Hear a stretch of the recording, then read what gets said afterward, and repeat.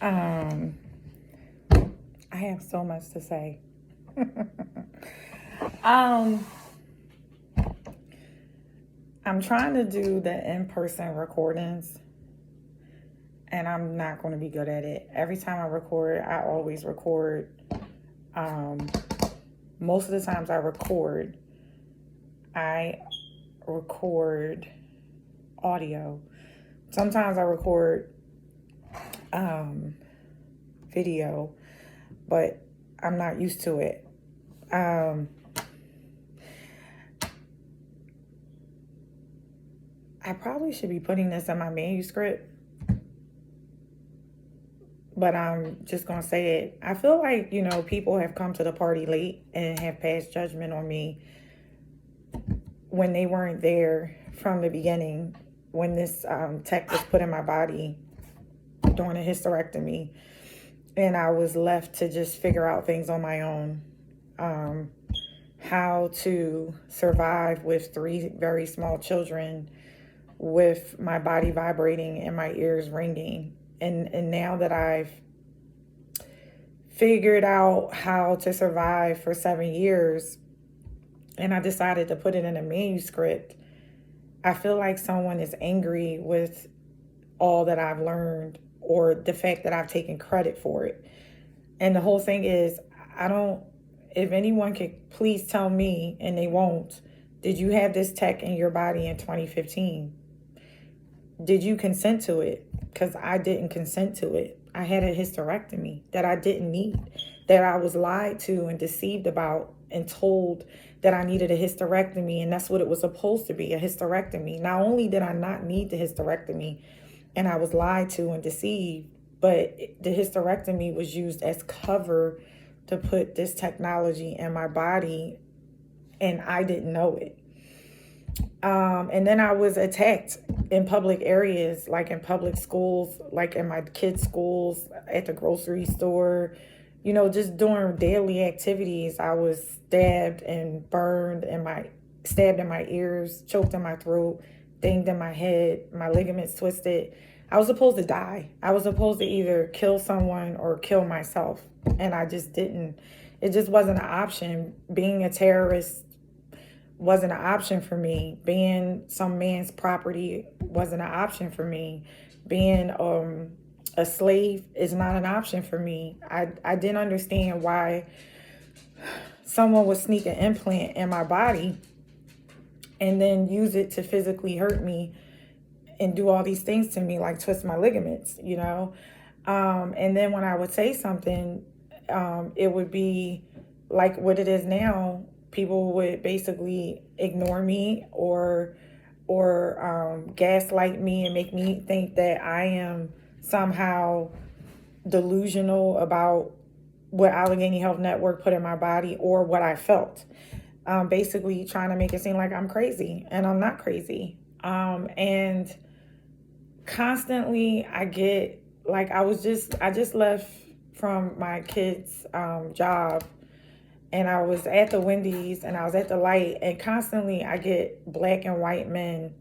This time it was a black guy. He was driving by on Freeport, and they give you like this sly look, like I feel like the haters want to see me fail and they want to see me grovel, and I feel like I'm being set up. Like I have like hardly any money. I have an implant in my body and I'm being physically hurt every single day. I sit in my living room and I do innocent things. Like I said, I was watching Real Housewives earlier, and the whole time I was in there, they're like testing this thing on me for free, stabbing me in my lip and my face, twisting my leg. What else happened to me? Oh, my shoulder got this Ready One player. It's like I'm a guinea pig. I'm a lab rat for free. This thing was put in my body without my consent during a hysterectomy, which is deceptive and illegal and unconstitutional. It's a violation of my civil rights. It's a violation of my human rights. Yesterday, I was talking to my daughter downstairs in the living room, and then my middle fingers were getting shocked. Yesterday, I went upstairs and I got ready for bed, and my left leg started to get twisted. And I'm constantly being hurt. And the thing is, this is my life. I only have one life to live, and I'm just not suicidal. I am bored because I have all these degrees, and I feel trapped because I'm not a slave, and I'm not going to work with someone beating the shit out of me and raping me and violating me. And now after I separated from my husband, I always thought that I would get remarried. And now I can never be with anyone with this implant in my body because it feels like human trafficking, like subjection. It feels like it's like if I don't have the remote to your body, you're not going to have the remote to my body and me sleep in your bed. Like, that's just how it just. So I feel like my whole fucking life has been ruined. I used to always say I didn't never want to be a nun. I don't want to be a nun, but I feel like the conditions, that the parameters that have been set for me, I have no choice because I can't be with a man with this implant in my body, and I'm not gay. Because it's like I already feel trapped. Like, I always feel trapped. And I can't have surgery unless I'm a millionaire and the doctor is like on my side and has told the truth about the fact that I have this implant, because I feel like the way that I've been hurt with the implant in my body, that whoever does my surgery will kill me. The reason why is I feel like if they can't be honest about what's inside my body and the fact that I get burned, stabbed, choked, my ligaments twisted, raped all the time, I don't trust anyone to put me to sleep. Only person I would trust is someone that actually treated me like a human. Like someone that actually told me the truth and admitted that this implant was in my body. Someone that would represent me and pay me restitution for putting something in my body and then beating me, raping me, torturing me, twisting my ligaments with it. Like, that's how you treat a human. You treat a human with civility. You treat a human with dignity. You treat a human by telling them the truth. So it's like, if you can't do that, then I know that I can't have someone do surgery on me that doesn't have a decency enough to admit that this implant is one in my body. And then the next thing after that is I would need an attorney to represent me, to sue the hospital for putting something in my body and then torturing me with it for 7 years. So I feel like trapped. I don't even know where this is going to end. Like I always said, it won't be death by cop because I'm not crazy. And I actually don't have anything against cops. But I feel like it'll be death by truth. Like, I'm not willing to walk away from the truth about what is inside my body and what's being done to me. It's like, it's everything that I am at this point. And there is nothing past it. There is things that I do. Like I'm a writer. I've have a bunch of designs that I've designed. I have like 2 patents, 1 pending. I want more than anything just not to live like this. I want to be able to take a hot bath in like a renovated bathroom and kitchen. I want to live in a Tudor's mansion. There's things that I get excited about. Being with a man is just not one of them. It's just not. It's like an absolute no. And I'm just not gay. So I need to live better. And then I feel like I may not, because I feel like I'm in the clutches of my enemies. I feel like I'm in the clutches of haters who have deliberately deprived me of civility, deliberately deprived me of truth, deliberately deprived me of justice, deliberately deprived me of restitution. And then I feel like I'm being like isolated, which I don't know if that really bothers me, because ever since I've had this implant in my body, even if I'm in a crowded room, I still feel alone because there's no one like me. And even if there are people with this technology in their body, they most likely consented. I didn't consent to this. I had to teach myself how to ignore pain. And I did a fucking damn good job of it. And I think my haters, I get dissed all the time. I see my words getting stolen and taken and twisted and like thrown back in my face, even by some of my own people, like Black women. It's just like hatery. And I'm like, you showed up to the party late. I had to fucking cope with this with a Black president. Imagine having a Black president and then having this thing in my body. And then seeing a black president, a male black president with a black wife sit up there on the stage and say that no one's above the law, that human dignity and human civility is the utmost for all of us, that we need what did Michelle say, we need to when they go low we go high, right? So when you hear all those things and you know that you have something in your body where someone is going very low, like literally low, like digi raping you, twisting your ligaments, stabbing you and choking you, reminder, he was president when this thing was put in my body. And then I filed complaints. And no one came to save me. Like, no one came to save me. I had to save myself. And then I had little kids who wanted to just do everything. My daughter wanted to, like, imagine, in 2016, my daughter wanted to be in a pageant. I had this implant in my body. Someone hit us from behind on the way to the pageant in 2016. And I literally feel like it was deliberate to keep us from going to the pageant because they knew I had this thing in my body and I was getting hurt with it all the time. And I felt like whoever knew that it was in my body perhaps didn't want me at the pageant because their kids were there, and they thought maybe this might be the moment that I might attack someone or do something because someone is attacking me. So they hit my car from behind. They took me on a detour off of 30. I was on 30. I used to travel at 30 so I could avoid tolls, so I could save money because I was so poor with an implant. And they took me on a detour off of 30. And I was just sitting there with my kids in the car I had to go to Philly to pick up my mom. And then I had to go to Harrisburg.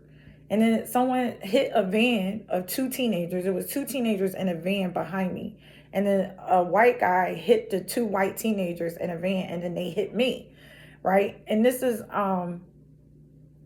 and I couldn't even sue for it. Can you believe that? I couldn't sue, I guess, because they didn't want to do an investigation on it. Me and all my kids were in the car. And I felt like my car was damaged, and my daughter had to be rushed to the hospital. And we went to the hospital in Chambersburg, and this was in 2016. I had this implant in my body even then. And my daughter, she was like, "Mommy, I still want to go to the pageant. I don't want to miss the pageant. We're going to the pageant." And I guess I got in my car that was damaged, and I still drove it after my daughter was released from the hospital, still drove it to pick up my mother, still drove it to Harrisburg. And I just want you to know the scene when I got there, like I can always scan a room and tell who knows that I have this implant because their faces turned red.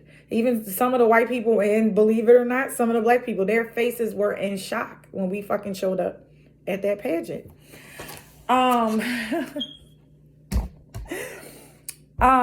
And I could literally scan a room and know who didn't want or expect me to be there. They were so fucking uncomfortable with me being there. And the thing is, my daughter's there. So if I want my daughter to be safe, so why would I do something to your kid? I want my fucking kid to be safe. You did something to me. You snuck something in my fucking body during a hysterectomy and used it to torture me, and it hurt me, and then lied about it and covered it up. And now you trying to take away my freedom, my human rights, my civil rights, and you trying to keep me from doing things and going places. And see, my daughter was really young back then. She didn't understand a whole lot. She didn't understand that mommy literally took her around in Arnold and New Kensington with this implant in my body and helped her raise money for the pageant. Matter of fact, some of the people that gave us money for the pageant, they were white. And I don't know if they knew I had an implant or not. It was 2016. This thing was put on my body in 2015. I do a really good job of hiding it when I want to, and I can do a really good job of showing or letting people know that I'm bothered by the things that are happening to me. It's my choice. It's my choice. Like, I've made it my choice where I've taught myself to ignore some of the infractions that happens to me, some of the assaults that happen to me, but sometimes I just don't feel like ignoring it because I'm like, why am I in the supermarket getting burned at the top of my head? Why am I standing in line buying peanut butter and jelly, getting dinged on the side of my head or stabbed in my ears or choked in my throat? Why am I sitting in the living room getting digitally raped? Like, by an implant. Like, why is someone that fucking evil and hateful that they want to use the technology, NASA's technology, on me in like a what I call a safe environment. Like, there's nothing going on here, but yet I'm being hurt. Like, there's nothing going on in the supermarket except I'm shopping for groceries, but yet I'm being hurt. There's nothing going on at the pageant, but yet I'm being hurt. So it's like, so yeah. So my daughter went through that pageant like a champ, and I sucked it up, you know, for her. I wanted her to be there. I used to get happy when my kids were happy. Like, that was all like my happiness. Like, when they were small, when they were happy, I was happy. Um, and I'm glad now that they're grown, because I feel like I gave my whole life to them and they don't appreciate it. And that's fine. I don't care. I mean, that's not their job to appreciate it. And my daughter wrote me a letter that, yeah, is very hurtful, but I feel like I need to get over that, because from her eyes, it was hurtful to her to share in those experiences, not really understanding what was going on with her mother being half android. So I had to see it from her eyes. Like, yeah, I just literally wanted her to know, like, I fucking walked through fire for you. I like literally walked through fire for you. And you just don't fucking get it. But like, not too many mothers walk around with a fucking implant that they didn't know about put in their body, getting attacked all the time. And still, I did everything with you guys. I tried to like pretend like it wasn't there, and you just don't fucking appreciate that. But I'm like, I always try to play it from her end. Well, mom, you don't fucking appreciate that I still tried to be a good kid, despite the fact that I didn't understand why you were waking me up in the morning crying and screaming about something that I can't do anything about. I don't fucking understand that. So I always feel like, people share in different realities. Um, and, you know, her reality was her reality and my reality was my reality, yet we shared the same space and same time and same moment, but from a different perspective. And her pain is just as valuable as my pain. And now they're older, they don't need me anymore. And I'm not even gonna say they don't need me anymore. That's a little bit much. It feels like they don't need me anymore, but at the same time, I feel like that's a healthy thing. They're getting older. Like, when I was 18, I moved out of my mom's house. My mom had a life. She wasn't like looking for me. If I called her, fine. If I stopped by, fine. She had her life. I had my life, and we were good. And I feel like that's probably what it should be. But the thing is, this implant and this tech has taken so much of my life, and there is nothing past this except me being a millionaire. And that just sounds so shallow, because you can ask my ex-husband, I never wanted to be a millionaire. Actually, I used to always say, I was always passionate about my work, like whatever I was doing. Like, at one point I was a mortgage broker, another point I was an insurance agent, and I always did substitute taught. But I always had money, and I was always busy. And I didn't really need to be rich, because I could like pay all my bills and I could do what I want, and I enjoyed what I did. And it was just like a passionate type thing. But I also was like respected. I had friends, and I had a life, and I had a social network. So when you have all those things like friends, a social network, and you're busy at whatever you do, money is just not that important. Sometimes it's just the passion of your work. So that's who I was, and probably who I still am, because I designed the Access database. I designed the Access database for stocks. I designed another Access database for billing. I've come up with all these different $1 million product ideas. But some of the ideas that I've come up with were expansions to things that someone else already designed. So some of them, not all of them, some of my designs are original, and some of them, my original designs have been stolen. I said 2 of my designs were on Shark Tank, and one of my other original designs was in the Oprah magazine, and I had filed patent pendings on that. But there are other things that I've come up with that were expansions to other people's designs. So I didn't really want to go after them. Like sometimes I design things or come up with things that I can't make.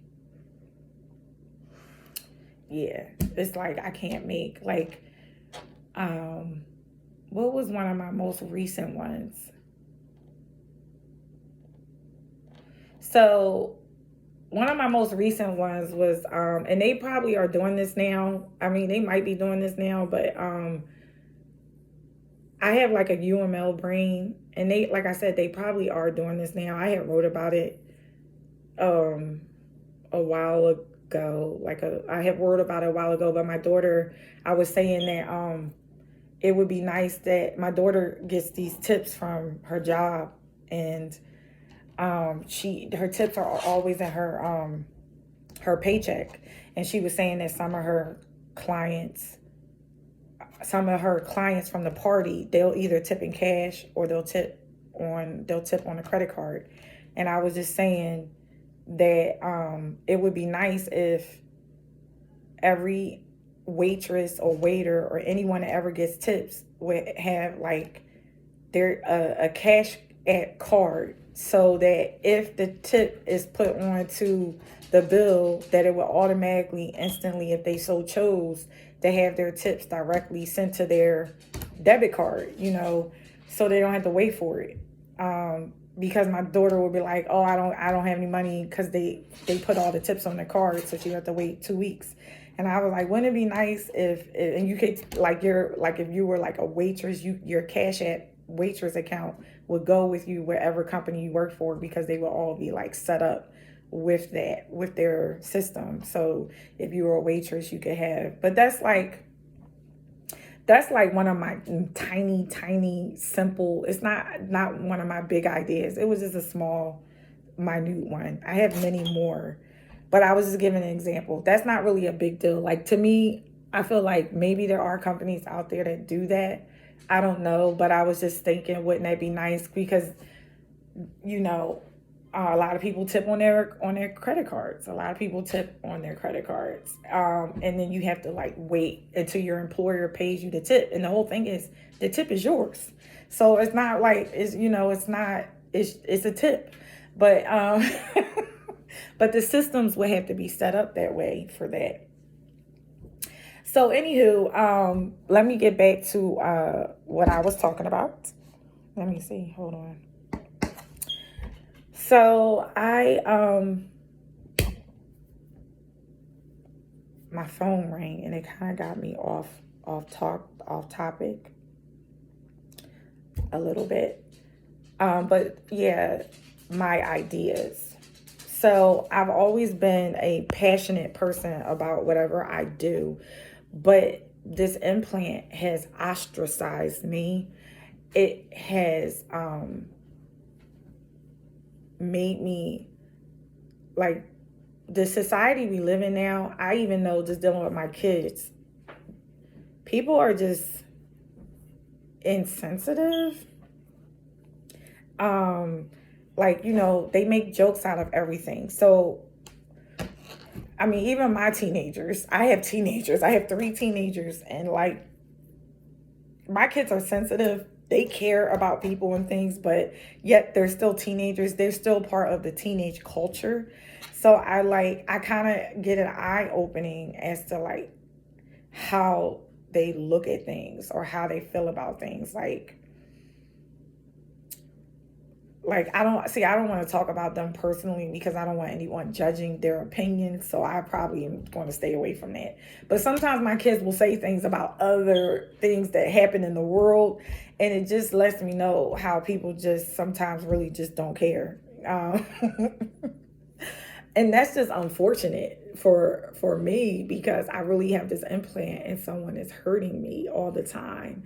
So it's like do or die. It's like I have to just do or die. Like, this is my life, this is my body. I have to love myself and care about myself, and I can't really worry about what other people think, I guess, because they don't really know what you're going through, nor do they care.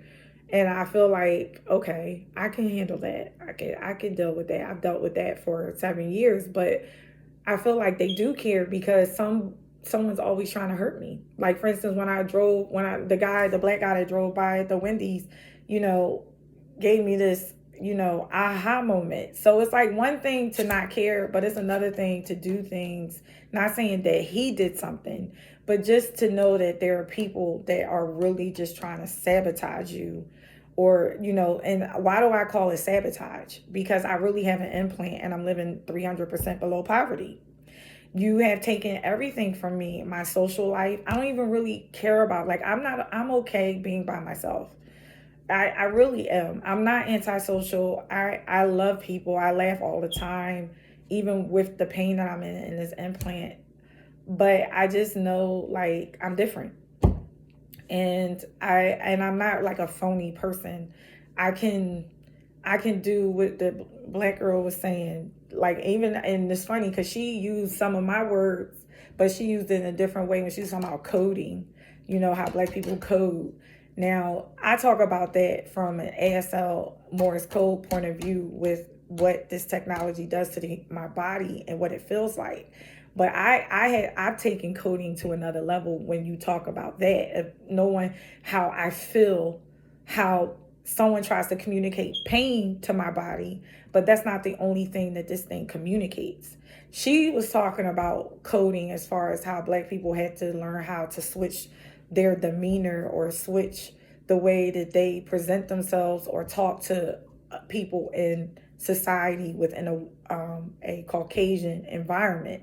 You know, I do that too. I've had to do that as well, but I also have had to do that with this thing in my body, which is something very unique outside of what black people or white people or Asian people or Mexican people or Indian people. Did I get them all with this is a different kind of coding.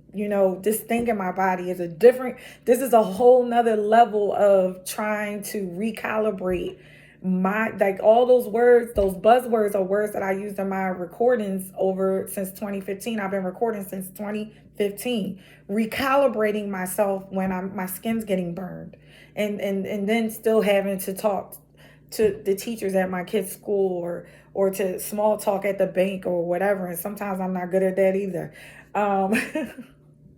I have my moments, or even small talk at the Walgreens. That's a different type of coding when you just got digitally raped in your vaginal area and twisted in your leg and then burned at the top of your head and stabbed in your ears. And then you go into the store and they say, "How are you today?" That's a whole nother kind of code. That's more than just black people switching up, trying to act a certain way when they talk to white people. That's something different that I've had to deal with since 2015. And I found a way to do it. And I think someone's mad that I found a way to do it, because I feel like more and more and more I'm being crunched and hurt even more than I was before. And I feel like someone's mad at my manuscript. And I'm like, well, you're late to the party. Where was you at in 2015 when I filed complaints and said that they put this shit on my body and I don't know what to do? Where were you at? You wasn't fucking trying to help me. I'm doing things with my kids, getting the shit beat out of me. And now I'm shocking things all over the place. Where the fuck were you at? Like, you wasn't helping me then. You wasn't helping me when you, like, 2016, 2017. But yet, and the thing is, they could say, well, we're not helping you now. But you're not helping me now. But what you're doing is you're publicly dissing me and taking things from my manuscript and throwing it back in my face and trying to make me feel bad for surviving. That's what you're fucking doing. That's like hate. You're a hater. You're a fucking hater. Like, why are you mad at me for surviving and finding strength? You wanted me to die? Is that what you wanted me just to, like, kill myself? And then I'm like, yeah, maybe they did. Maybe they didn't expect you to live this long. They never intended on telling the truth about what they put in your body. And they might actually be mad, one, that you are still here, two, that you actually said something, and three, that you're taking credit for their technology that they didn't even know how to use. They didn't even know what they had, because had they known, they would have never put it in your body in the first place. It's a lot of things that this technology does that they probably don't want the world to know. And I'm like, okay, well, that's fine.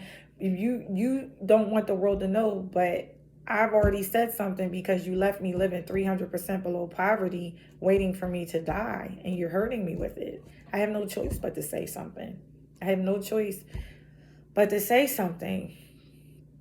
And then I feel sometimes like I'm being conditioned, you know, like I don't hate men, but I don't hate men. And I know that there's like good men out there. So I don't hate people. I don't hate people. But what I hate is the circumstances that I'm faced with. And I hate how someone uses the technology. And I hate um, the vulnerability that the technology has on a daily basis. And I hate the subjection that this technology could bring on a daily basis in almost every atmosphere there is. And someone might say, well, that's right. So, you should be removing it from your body. And I would say, hey, you're right. I agree.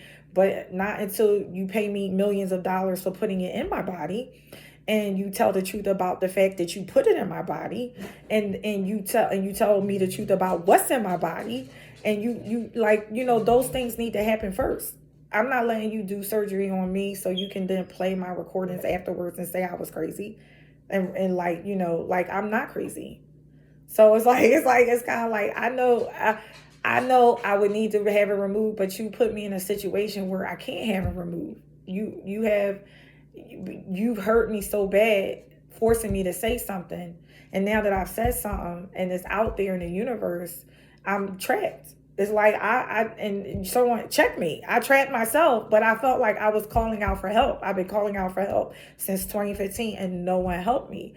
And so that's why I felt like y'all were trying to really bring back slavery. Y'all, this is way past communism. Because it's like you trapped me with the truth, and I'm trapped with the truth, and I'm okay with that. I'm actually okay with that because I felt like I didn't have a choice. Actually, I felt like, yo, they're fucking hurting you. They're beating the shit out of you, raping you, torturing you in public areas, hoping that you snap and wind up on CNN and then say you're crazy or something, when you're not crazy, that you're sane, that you're strong, that you love, that you care, and you don't want to disgrace your family, even though this is disgraceful. Like, my mom is not really sure if I'm sane or not. I feel like she's not sure. Like, I mean, and she says she knows that I am, but I maybe it's not the same part. Maybe it's just the stigma part that bothers her. Like, my mom was always proud of me. She was always proud of me and my success and the way that I lived, and then everything changed. And so I feel like she just wants everything to be okay. She wants everything to be normal. It's embarrassing. Like, this whole situation is embarrassing. It brings stigma, and she don't want to talk about it. And I guess I can understand that. Like, I don't really judge her for that, because I guess I felt the same way in some ways, but I'm past that point.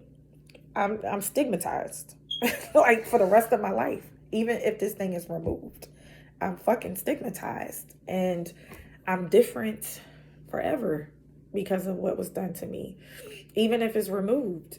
And I feel like all the things that sustained me as a like middle class citizen wanting to just live average, you took it from me by putting this thing in my body and hurting me with it, and then causing me to have to say something where it isolated me and ostracized me, where my social life will never ever be the same. You took all of that from me. It's like I'm the Walking Dead. You killed everything that a human would need to survive in society by, one, withholding the truth about my implant, two, denying me restitution for what you did to me and having me live like this, and three, physically hurting me every single day. You're like trying to make me regret the technology, but I never asked for it. I had a hysterectomy, they snuck it in my body. You're punishing me for what someone did to me. You're punishing me for saying something about what someone did to me. I never volunteered. I never signed up, and I never asked for it. All I did was survive it, learn about it, cope, and try to tell everyone. And now everyone hates me. And I guess I'm okay with that. That's why I want the fucking money. I want to take a hot bath. I want to swim in a pool. I want to, and someone it might say, this is not about the money. Well, tell my fucking bill collectors that it is about the money.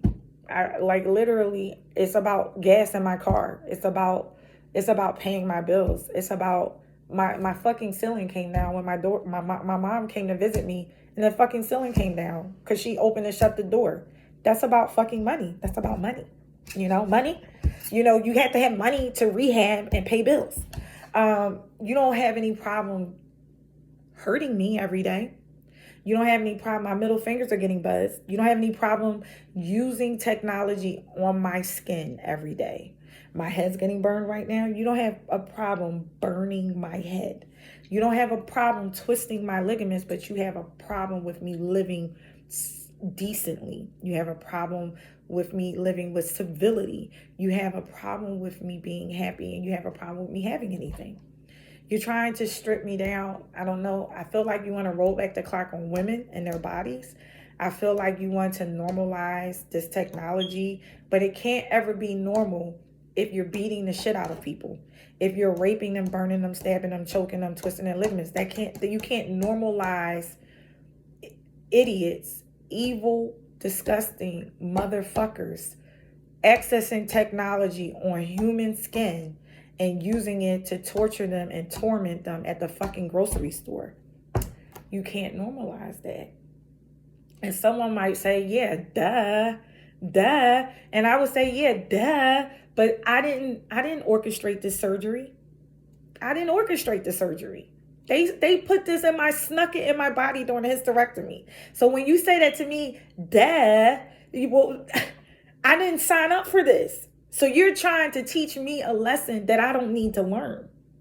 I've coped with it. And I also know that if you can feel pain, I have felt other things. The fact that you can feel it and it's undetected means something. You can't get away from that.